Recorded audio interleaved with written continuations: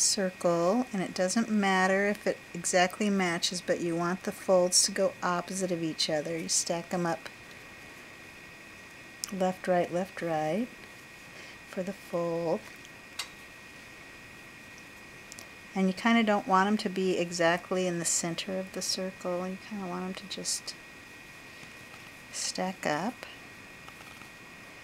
Then you're going to take your needle and go through all 4 layers of each fold.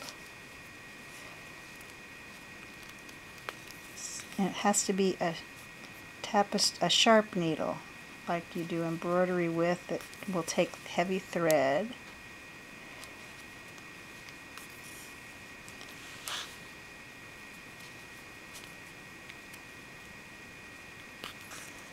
Then you pull it to how long you want your loose string, and you tie it off. Right over left and left over right.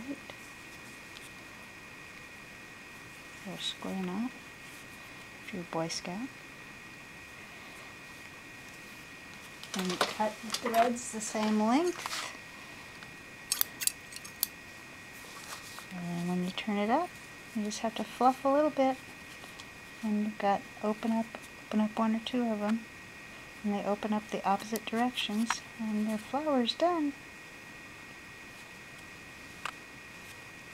Wow, it looks great.